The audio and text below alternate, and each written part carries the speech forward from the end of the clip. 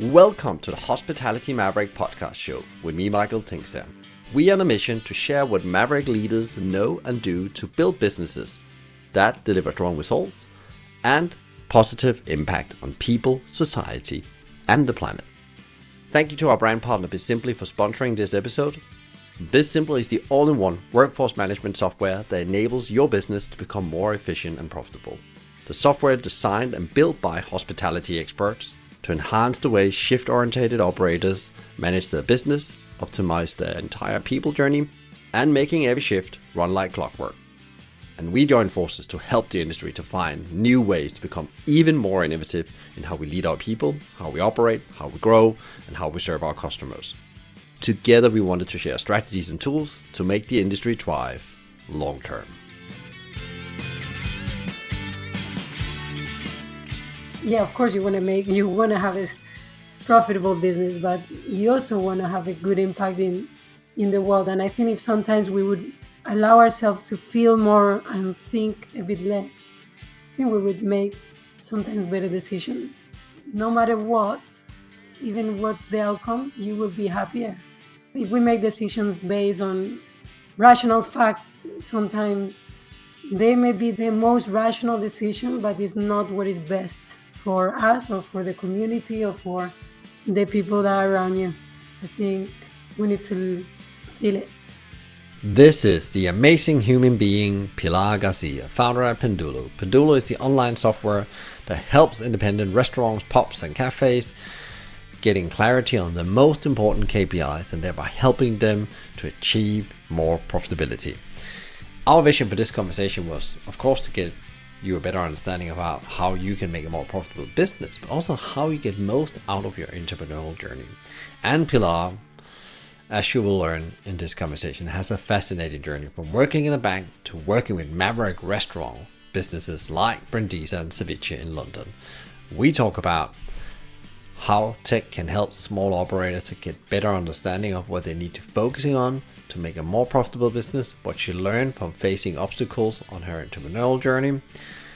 We visit her favorite books. Yes, one of them is also one of mine, Who Moved My Cheese with the late Spencer Johnson, and her top tips to how you can boost your productivity and focus as a leader and business owner. And I promise you much, much, much more. If you like today's episode, it will mean the world to me if you could leave a review of the show on our website, Apple Podcast, or on Spotify. The better the views, the better the guest, and ultimately the better the learning is for you. This conversation will inspire you to rethink how you can make profitability in your business, how you ultimately build a more impactful business over time. Today we will be talking about something I quite early on my journey, because I had a boss that was really good at learning me this, became quite obsessed about, and not obsessed in a bad way, I would say, but actually understanding that profitability is key in any business, and especially if you want to do good as a business as well, because there's no profit, there's no survival, and you can't do any good with your business. And therefore, I'm really looking forward to have today's conversation, actually, where we discussed a bit about the vision, but actually we talked a lot about in the end, how can we actually get some tools to make restaurants more profitable? And today we have a great guest here, and I would like to welcome you, Pilar, to the show. I'm really honored. We finally made it happen. We actually talked for a long time to do this conversation. Yeah, you're right, Michael. Thank you for having me. I follow Hospitality Mavericks, and I'm very happy to be here with you and have this conversation.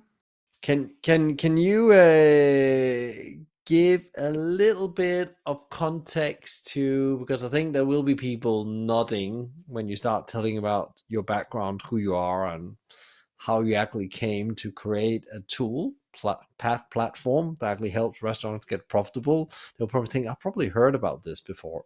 But could you tell a bit about, your journey, how you ended up in hospitality, how you actually ended up launching a platform that helps restaurants creating more profit? Okay, so I'm going to try to be brief because, it's a long story, but I studied business I'm Spanish. I studied business in Spain, and I always wanted to work in a bank. And then I did work in a bank for 5 years, and I absolutely hated it. So I quit, and then I was lucky enough to get in part of a program of the Foreign Office of Spain. And so I did my master's in international trade, and with this program, I was sent to South Africa to work in the Foreign Office. And I was working with food and drinks with people that actually wanted to import export food and drinks there, like companies from Spain. So that was my first contact with hospitality, because we have a group of restaurants that were wanting to start their journey in South Africa. So I have to do a market research and talk to all the players, and that was really fascinating. And then, as part of this program, the following year, I went to Mexico to work with Gonzalez Baez. They are a big wine company in Spain and all over the world. And I was working there as a marketing manager for like promoting all the wines in the country. And after that program finished, I came to London, and I said, well, I'm gonna, I'll be a waitress while I pay my bills and I find something related to, business. But then while I was working, I started working at Brindisa Tapas Kitchens was called in. And then an opportunity came up in head office. And I just fell in love with hospitality. I think it happens to a lot of us, Michael, that it wouldn't be like something that you're like, oh, I really want to work in hospitality. But then when you get there, you just love it. I think it's because it's very tangible. You see that you're making people happy through food and the experience, and usually people that work in hospitality are really nice, or that's my experience. So I think, yeah, I've never looked back. I don't want to work in any other industry. So that's how I landed in hospitality.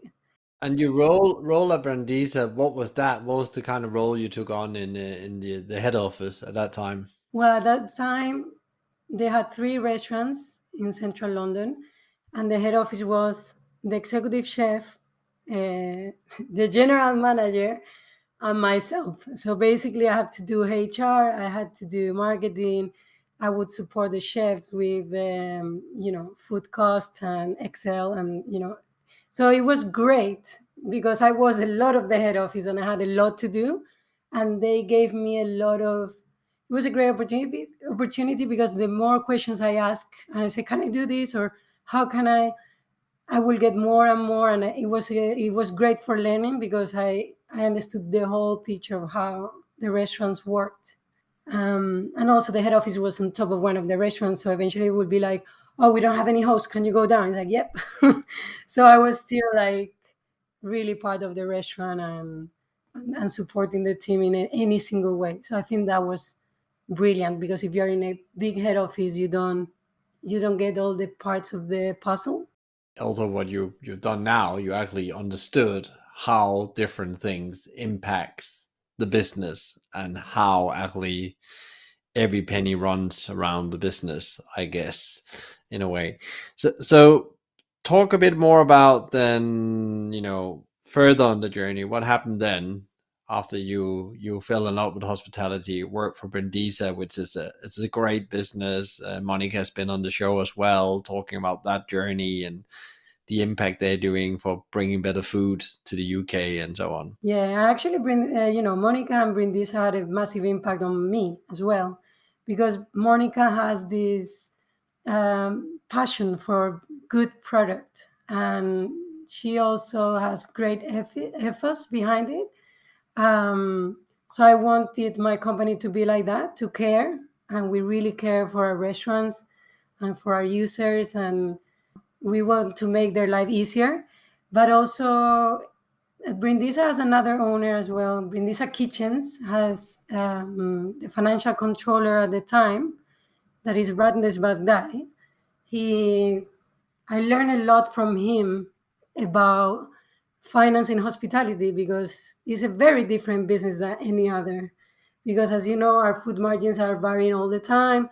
So there are certain figures that are critical, like your food cost and your staff cost, and so that really helped me a lot. And then I had a lot of experience working with chefs. After I finished at Brindisa, I went to work with Ceviche when they were starting. So when I left Brindisa, I think they had from three, they had six. And then when I started with Ceviche, they had two restaurants only. And again, I was doing a lot of things about like setting up departments and structures and procedures, and I would work a lot with chefs, and I will go there with my spreadsheets, and they were so scared, like, oh my god, what's that? All these numbers, and they're really wonderful people, and it was amazing how they hated these spreadsheets so much. And I always thought, what if I create something that they can understand? Because they all have a smartphone. They were checking. It was when Instagram. I had the idea when Instagram was all over the place with. They were huge with the food porn. I don't know if you remember where everybody was posting food porn all the time, and they were all checking. And if I create something that it's in their phones and it's easy for them to understand and that they are not scared of, and that's how Pendulo came together. Like, just I will talk to them and they would say, what's your dream? And their dream was always, oh, I want to open my own restaurant. But if they don't understand their finances, it's going to be a hobby if you don't make it profitable. So I thought with Pendulo they could see straight away if they were doing well or not, and they wouldn't have to complicate the spreadsheets or anything hard to understand, and they would be able just to see if their business was on track at a glance. So that was Pendulo was about. That you know, I always say my chefs because I worked a lot with them, but it's true. I always have them in my head when I'm thinking of a new functionality or a new feature or anything, because it has to be easy for them. Yeah, and then I guess that was like the birth of the platform, and that's actually took you on the journey of creating this platform for many restaurants. Yeah, I mean, really, I had the idea in 2016. I think I registered the company just because I just had to register to start looking for how to develop it, no? So I was developing it for a year and a half because I think I just wanted it to be really, really good before I kind of took it to the next stage. So I quit my job in at the end of 2017. So, and I started to work full time on the app from 2018. And yeah, and the journey was like, you start from everything. I didn't know how to build an app. It's a it's hard work. And what was your like, who was your first customer then? Because as you got the platform, I guess you needed a first customer, and then where are you now with that? So I'm very happy that you asked me this question because for me it's kind of an exercise of gratitude. So the first user was Roberto from Lobos.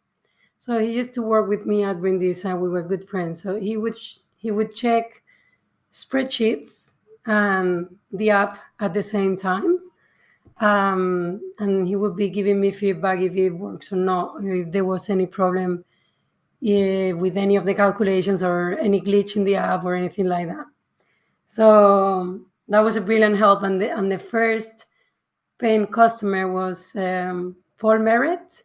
I got introduced to him by my former manager, Raquel. And Paul is this fantastic chef and person. He's a very lovely guy. And he was part of the founders of AIR, Alliance of Independent Restaurants. Um, and he saw it and he said, this is brilliant. And then he had three pubs at the time. And they started in the three pubs, which it was great because for me, in the beginning, I don't know if it happens to you, you're a bit scared and you're like, oh, is this great in my head, but it's not going to work? Or, and then he was like, no, no, this is brilliant. And I'm very happy that they still use it. Um, so yeah, but I think that it was a very special first because they give me the confidence to keep going. I think that's very important. That sometimes I think it happens to everyone that starts a business. You say you have your doubts and your fears, and it was great to have someone that knew the industry so well to tell me, no, no, this is fantastic.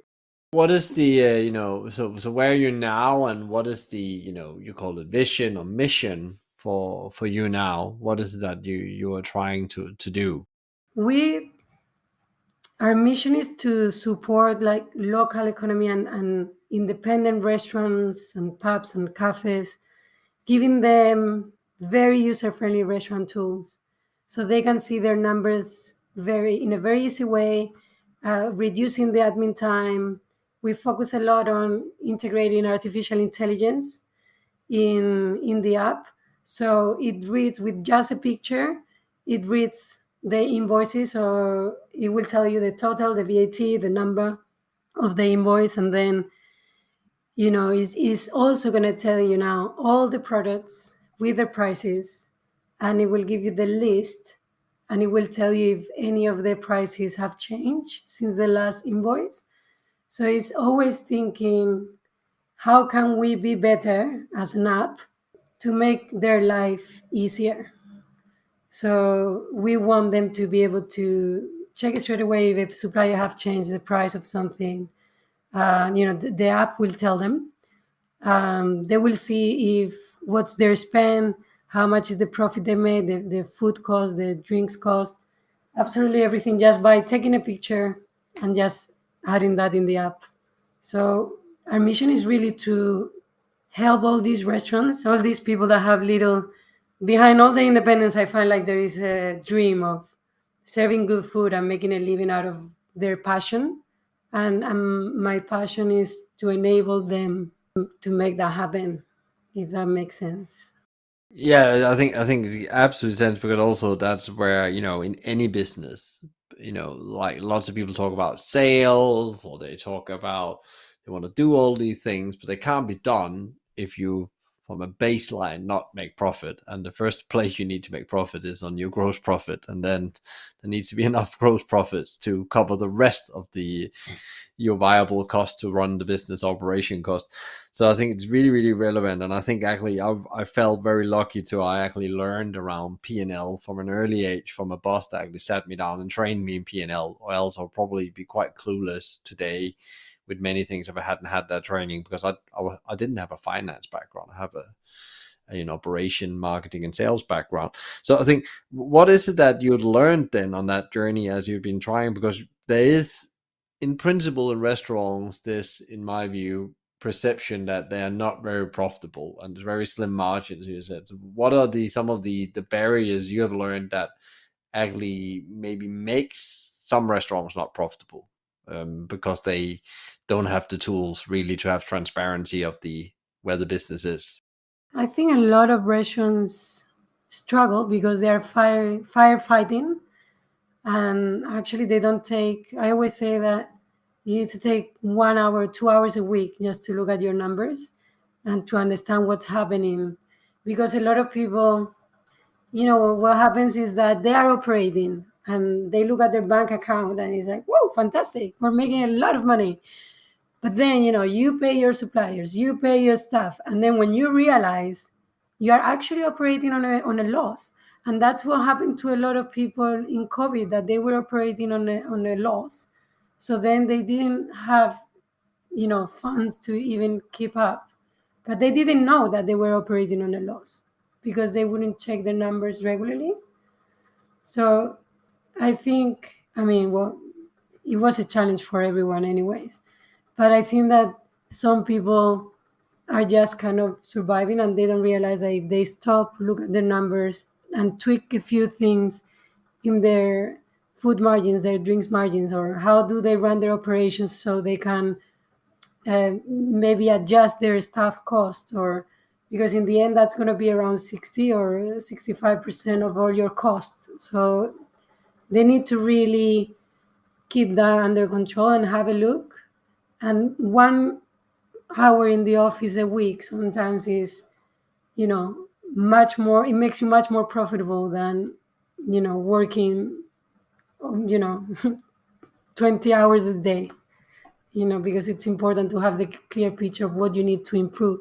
What is a typical problem you see your customers have when they decide to take on the platform? What have they been looking for? Because I guess they don't go out and look for the platform. They somehow get it in front of themselves or hear about it. But what is the typical problems they want to solve with the platform first off? Well, I think a lot of them, the problem they want to solve is that they think they know how they're doing, but they don't really know. If you ask them what is your food cost, it would be around this or that, but it feels like a guess. So I think one of the problems they have is that then you need to create the habit of actually using a system, because of course you need to use it. So I think for people that have never checked their figures at all, that is the biggest challenge for them. But then when they use it, it's very easy. It's just that they need to change the habit, and that's why in the beginning I keep talking to every first customer. I do a little bit. I'm a consultant and I'm a trainer as well, and that's what I try to do a bit of consultancy and try to help them. And if they stay with us, fine, and if not, I just want to give them some tips and try to help them in any possible way. That's what I would say is their biggest challenge is to create the habit when they don't have any of checking anything.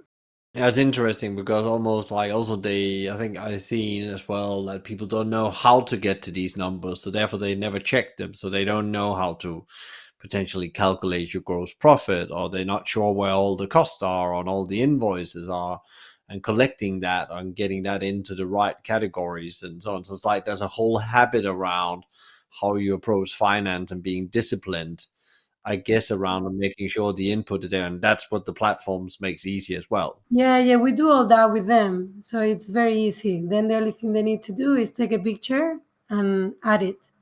And that's it.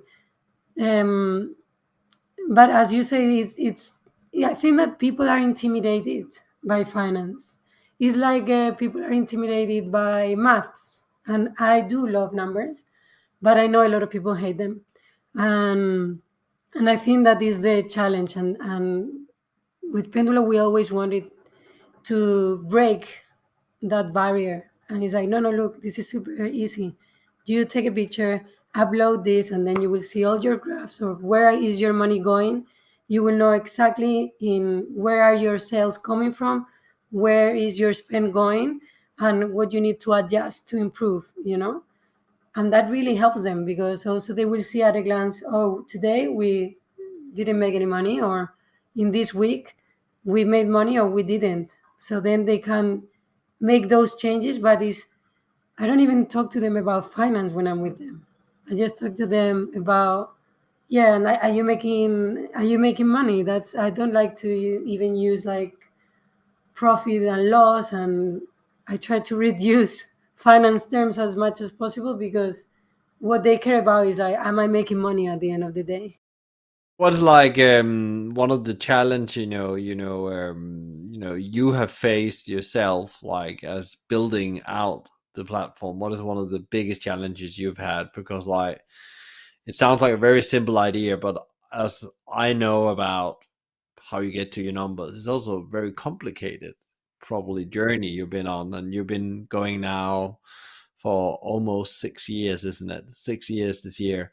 What is like some of the biggest challenge you met on that journey, and really bring that to life? Because like who didn't want to have their business on a one pager in a click out of a button?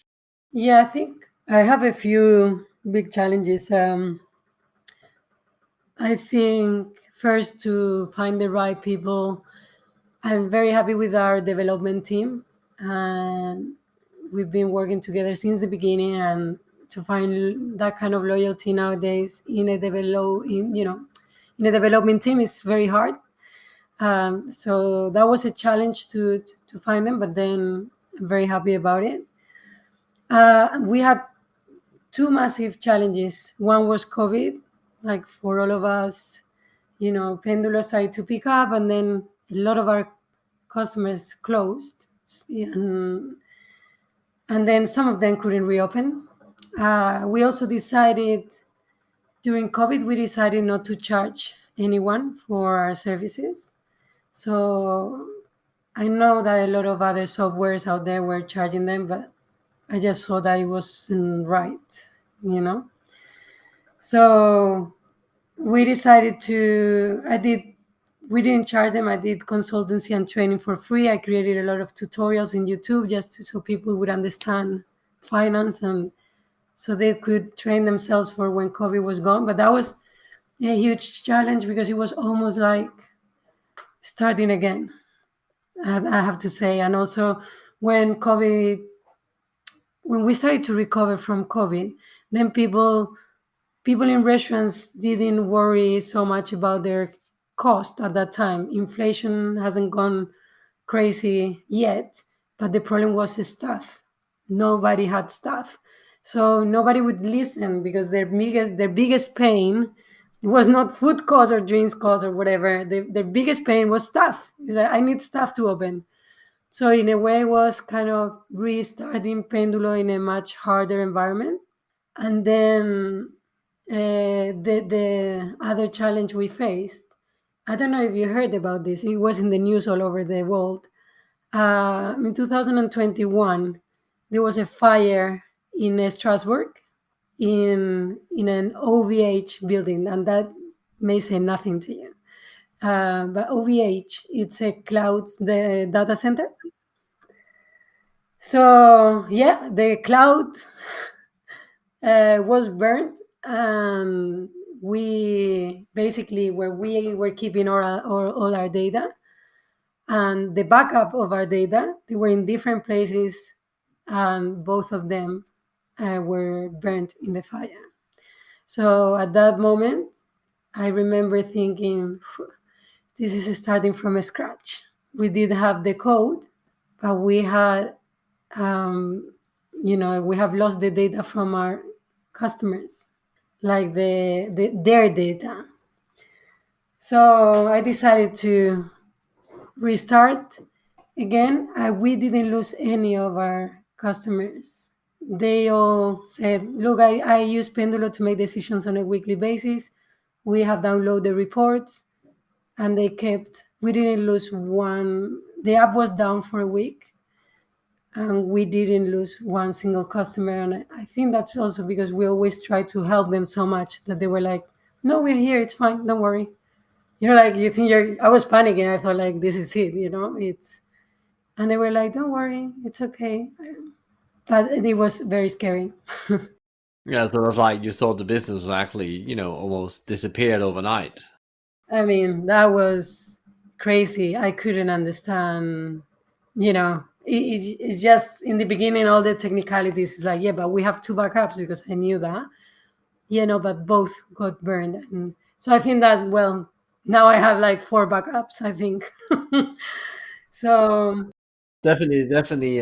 What do you call it? Like, I wouldn't even call it obstacle. Like, you've been really tested hard if you want to bring this business to the world, because, like, it's in principle, you were, as you said, there is a bit of a restart there. Besides, you could do it a bit faster because you already built the engine once. But again, like, that must have been a huge, huge, huge challenge to get on that. It's interesting you talk about this challenge around staffing. Is, what if I asked you, you said the staffing was a challenge, as I understand, and what I feel is still a challenge. It's still something that really impacts capacity and profitability as well in the businesses. But what is your view? What is like, if you could take a magic wand and, because you said, like, really important for us to help the industry, what challenge would you like to make disappear? What is one of the biggest one you think if that disappeared will become a bit easier to be a hospitality business? And for me, one of the biggest challenges that we all have in hospitality, like, it's mental health. I think mental health is. I saw it since I started. I have very healthy habits in my life, and I felt like it was very hard to when I was working at the floor as a waitress. I found very hard to follow my routines that make me feel good, and I never struggled with mental health, but it was all around me. And then I could see like people, taking drugs to keep partying after they finish their shift because they knew they couldn't sleep, and some people taking drugs to sleep because they were so exhausted. And having different shifts, I think, is a struggle for a lot of people. And but in general, I find that there wasn't that much support, and it was kind of not okay to talk about I'm not okay. And and I think that is changing. I think people now ask more for help, and they know that they can talk, and there are employers that have hotlines, so their team can call in case they have anxiety or they're having a little crisis. And a lot of businesses are, you know, raising their voices to say, hey, we need to make this better. So I think that then I think hospitality is a happy industry, but I think it would be much better if everybody could, uh, you know, if we could sort out together and we could support all the people that have some struggles with mental health.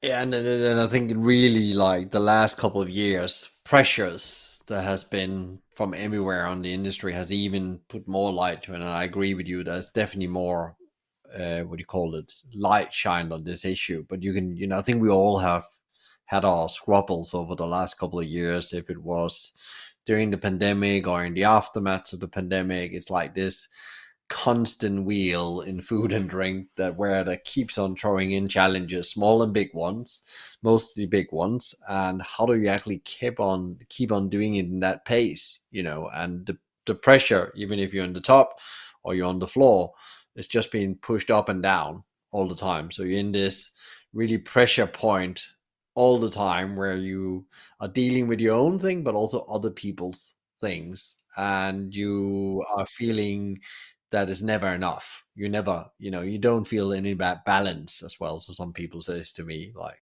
Yeah, I think that the people that stayed actually got a lot of pressure, as you said, because they were showing up, and then maybe two other people weren't showing up, so they were doing extra work, and in the end, that didn't help them either. So I think it was also very good that there were signs in some restaurants like, "Hey, I'm human. Be kind to me," because sometimes I guess that people forget that we're all humans and we just need to be kind to each other. yeah, I think like kindness is one of the biggest thing you can come. And I think we showed a lot of that in the pandemic, but we'll have to keep on doing that, especially as we still are in a new difficult period of time after, when people call it post pandemic. I don't know what I call what's going on right now, but it definitely feel like another little crisis is building up in general. What is as yourself, you have been through, you just told the journey about like your business disappeared in a fire almost, and what is like some of the most significant learnings you've done over the last couple of years, either as an individual or with the business? What are you taking with you, and what are you changing in principle? So I think the most important thing is to build. I mean, this is also for life and business. I think everything is the same. Is to build strong relationships. I think it's very important. Learning what I've realized is, I kept the business because I had built strong relationships with my customers, and then they were like, "Yeah, that's fine, that's okay." You also talk a lot about the 1%, no? The 1% that you can do every day. I think that there are good days and there are bad days, but you just need to keep working, and things will come your way because if you keep working towards a goal, even if you think you're doing nothing, you're moving forward, you know. So I think it's that don't stop working, and but build strong relationships. That helps you with everything, business, life, and I think it's key. It's really interesting because, like, one of the things I look back, then there's you can come up with all the challenge that's been in the last couple of years, and yes, no one has gone unseen and how to change things. I would say as well for myself, it wasn't because of relationships or network effect or whatever you call it. I think also I would probably you'll probably find it very hard still to be in food because I've probably gone and done something else. But actually, that was actually what kept it all together and actually created opportunities because I was, as you say yourself, was just trying to work on the problem every day, but also because there was actually people you build relationship with. There was actually something extra that it could be a door that got open. It doesn't have to be money. It could be a conversation that triggered something in your own head and you said, oh yes, that's what I need to do. And having these strong relationship and mentors or whatever you call them really, really, really helps you in business. And I see it time after time, they pay back. Maybe not immediately, but sometime down the line, if you build strong relationship with the people and you invest in them, there will suddenly something happen that could never have happened if you haven't done that initial investment into your relationship, and choose them with care, of course, as well. You are the version of the people you surround yourself with and you get advice from. So I think that's some really good one. What is you one of this question is really relevant, and I didn't know that about the fire actually. But how do you actually make then like hard decisions? Because that was an example of a very hard decision. How do you actually get to the point where you think, okay, this is how I'm going to deal with this decision? Because like that's like leaders are hit with tough decisions right now from everywhere. Yeah, I think I come from a very conservative family because my parents were civil servants, so they knew they were gonna get they they were very risk averse, and I was raised in that culture. So I used to put myself in the worst case scenario and say, what's the worst thing that could happen? This. Can I take it? Yeah. Okay, do it. That's how I used to think. But now it's very mixed with what would I do if I wasn't scared? And and now the mix of the two give me the answer. And then I have the feel think discussion. So, because sometimes I think fear paralyzes us. But do I want to keep supporting restaurants? Yes. Do I? It's scary to do it all over again. Yes. And it really helped that every customer I talked to said like, "Oh, no worries," and that we had it back in a week. But it was to make the decision because at that point I remember saying, "Do I close the business or do I start over again?" And I didn't know how the impact that the impact that the fire had was much less, was almost none. But I thought that it was going to finish with the whole business on that day, on the day I found out. Um, so yeah, that's how I make decisions. I think that everybody is different, and there are people, if you have a family and you have your kids, and you make decisions that they don't only affect you; it affects your family. Or sometimes you're like, should I take this opportunity? And well, maybe you take the opportunity, but it's going to be a lot of stress, and maybe you don't want to put that into your personal life either, because we sacrifice a lot of ourselves as well sometimes. And that's why it's important to have our routines, to make sure that we always have those boundaries, no, of this is the company time and this is my time, that I have to separate it, and for mental health basically. What, like, you mentioned routines a couple of times. So what would be your, like, how do you then create that space where you can actually separate, even though you say it's quite hard, because also you mentioned earlier, and I totally agree with you, your business and your life and your work become intertwined, and exactly your biggest job is actually to balance, or I hate the word balance, counterbalance, I would more call it, and make sure that actually it's in benefit of all stakeholders, including yourself. For me, I have a strong routine. Like I don't usually book any meetings before 10, because from 7:30 to 10 is the time where I do the hardest tasks, the ones that I don't want to do, because it's my most productive time. So I always put the tasks that I hate to do the most first, and then I get on with the day. And usually I try not to have any meetings after 6, even like 5, 6. And then I do a lot of sports. I play football 3 times a week. And that is kind of, then, you play football, you only think about the ball. And then we'll go to the pub and just spend some time with the other girls. And it's just, you're not thinking about anything else because you can't, because there is so much noise that it's just a good way of disconnecting. And it's a forced disconnection, because if I'm at home, I may be tempted to check something or to, you know, but if something really bad happens, for sure I will know, as I know by experience. So I try not to check that much and try to really disconnect. Yeah, and I think that's like the biggest challenge, because you are looking for, like a business owner, you wonder, there's no big wins often, so you're looking for small drips of gratification, and with the phone even is become like it becomes even more addictive. I think like it's taken me a long time as well to put the phone away when day of work is done, because I have a family as well and I have some kids, and you can't be present if you have the phone too close to you. And there's sometimes you need the phone because there's an emergency, but that's very, very rarely that emergency is actually there. And if you tell people I'm not responding at that time because I'm together with your family, most people say, totally understand that. That's not a problem.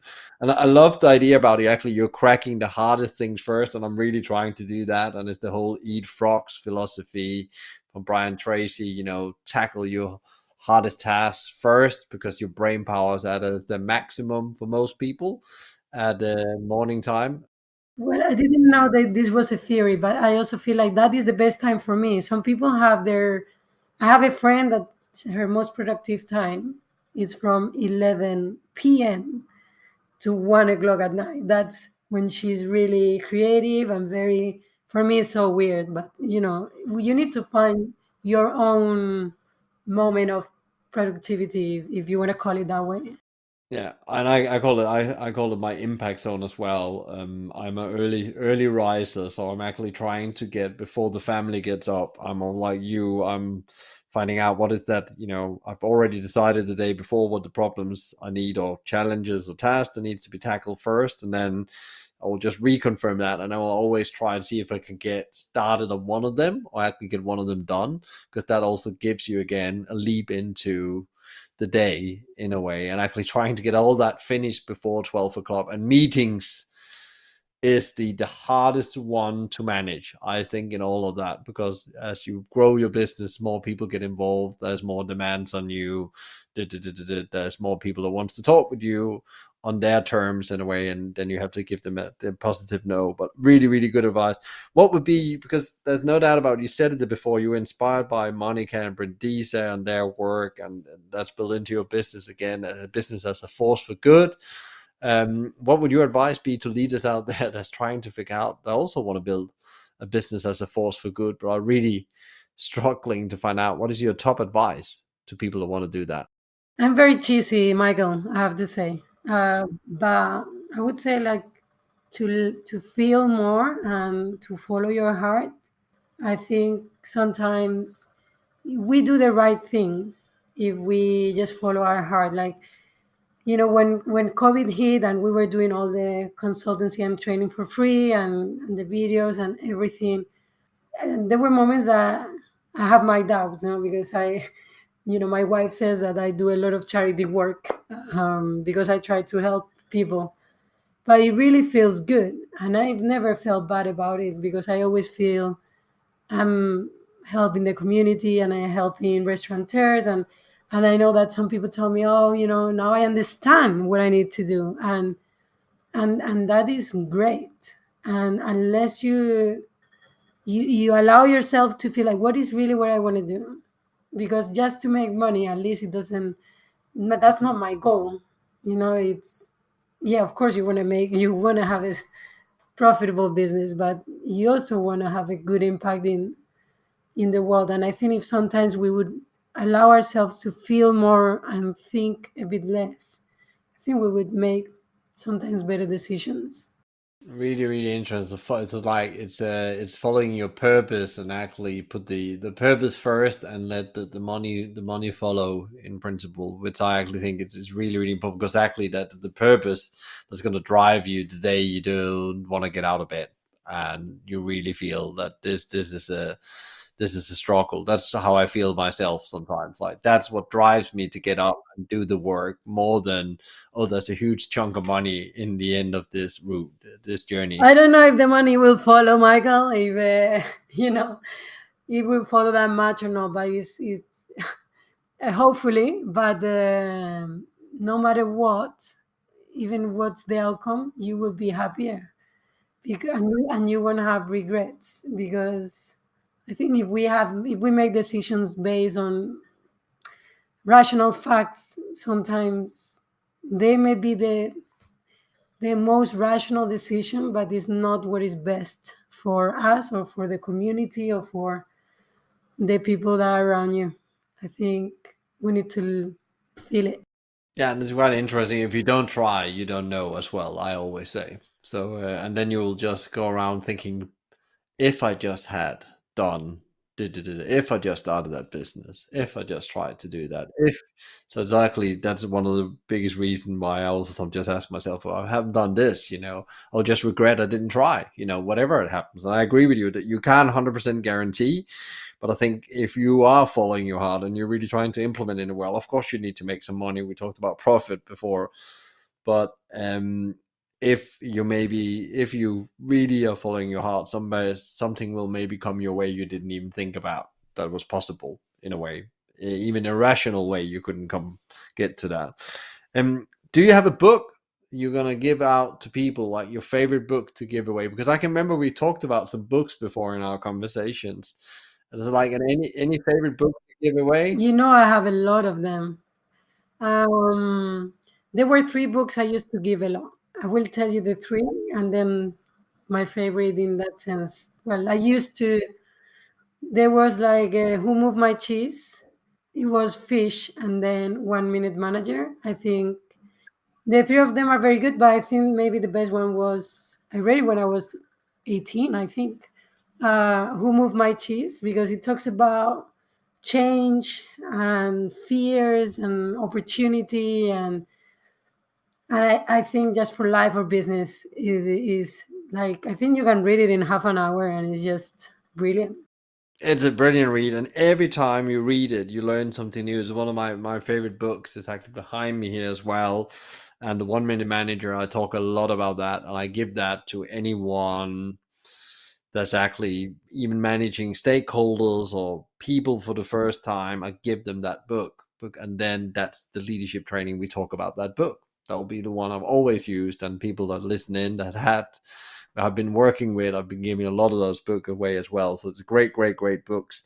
And there's another book we talked about once. I was actually looking into the other day in the connection with something else. I was thinking about you, and I don't know if that's one of your favorite books, but that's become one of my favorite books after I've learned more about Singerman's and Bradisas and so on. Jack Stack's Great Game of Business, the great game of business, really learning you people to understand what business is all about in principle. How do you impact the numbers of the business in a positive way? And I still feel that incredible hard to implement. But yeah, that's the next thing I really want to learn. How do we actually learn people to do the right things with the information they have? I'll write that one down. I haven't read it, but yeah, we talk a lot about books, you and me. So what are you excited about right now? What's really in front of you, and what are you working towards? So I'm very, very excited about our new features. As I said before, we have integrated artificial intelligence, and the system is able to provide, the app is able to provide straight away all your products and the prices. And there are a lot of things that we also want to develop with the data that we get from there. And I just can't wait to see all the good impact that is going to have in the profitability of the restaurants.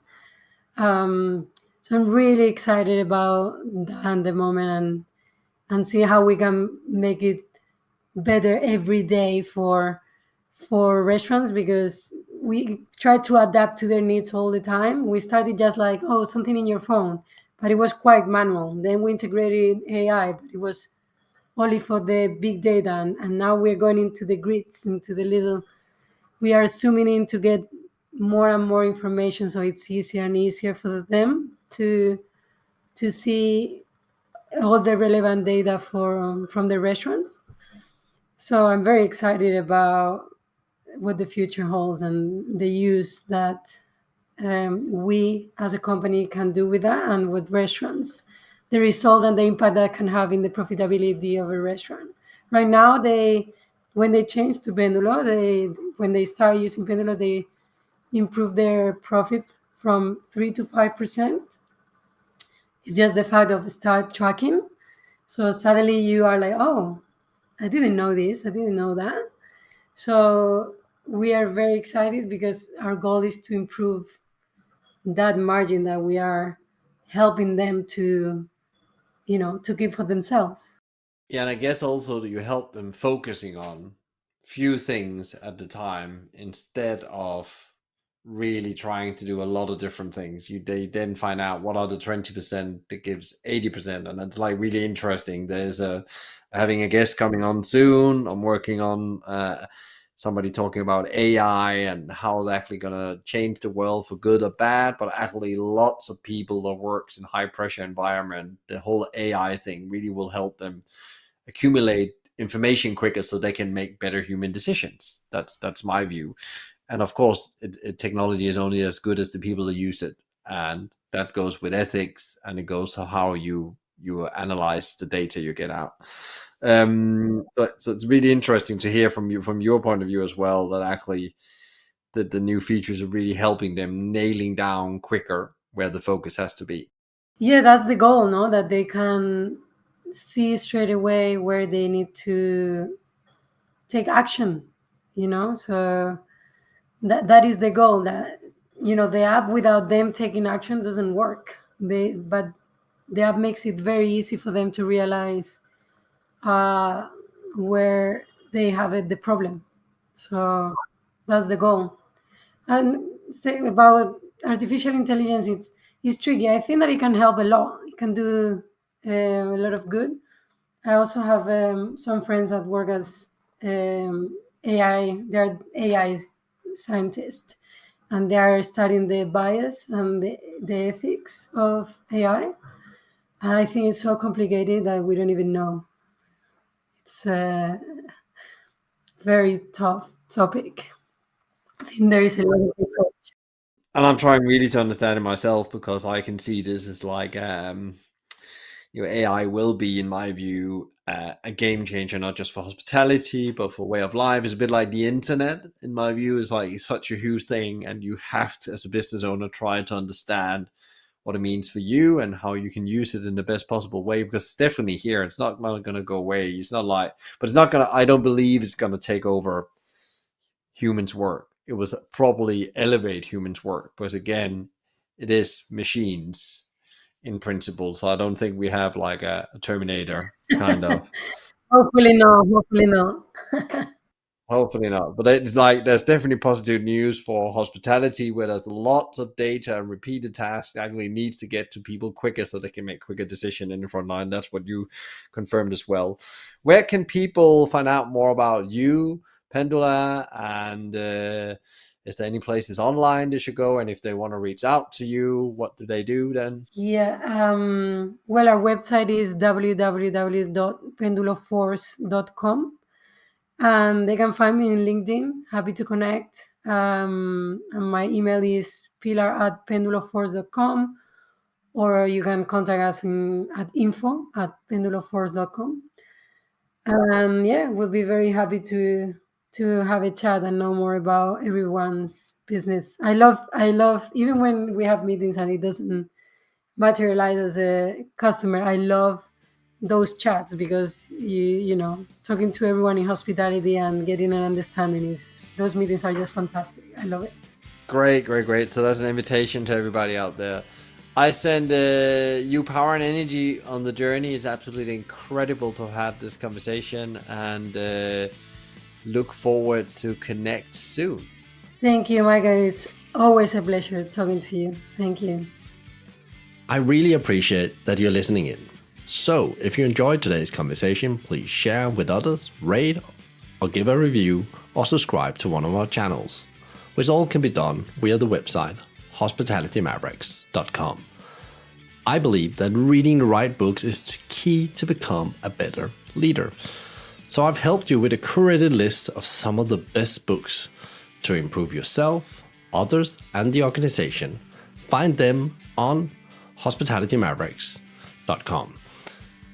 A big thank you to BizSimply for supporting us, bringing great insights, strategies, and tools to help leaders to become better every day. Check them out at bizsimply.com or on their socials at BizSimply or BizSimplyHQ. You can also email them directly at podcast@bizsimply.com. Thank you to Fina Charlson, who is the show producer from the Podcast Collective. If you have any ideas and feedback for the show or other thoughts, reach out to me via LinkedIn or via my email, michael@hospitalitymavericks.com. I'm Michael Tinkser, and you've been listening to the Hospitality Maverick podcast show. Be Maverick.